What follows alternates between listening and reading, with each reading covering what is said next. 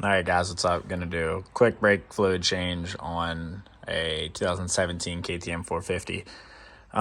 Reason you want to do this is because if your brakes start losing a little bit of feel to them, could be pads, could be rotors, or your fluid could just be old. I've never changed the fluid in this bike, so I'm gonna go ahead and knock that out now. So your reservoir cap's here. I've already taken it off. It's a 21 millimeter.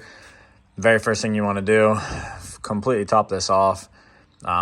And then we're going to work our way back to this bleeder, which if you make a nice little cheap setup like this is just a fix-a-flat tube and a bottle of car wash. I just drilled a hole in it so that it's going to catch all the old fluid.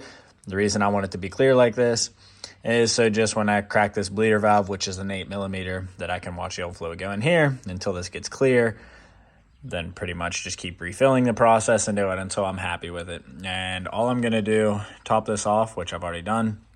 I'm gonna hit this 5 times, and then on the 5th one, I'm gonna hold it down, crack that bleeder, and then repeat that process.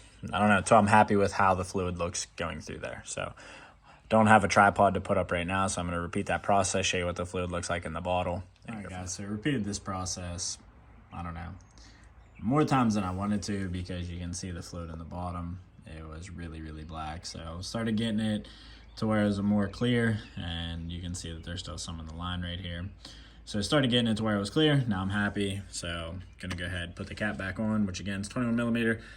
I'm sure there's a torque spec to this. Snug's good enough, and this is an 8 millimeter, and then we're gonna go to the front.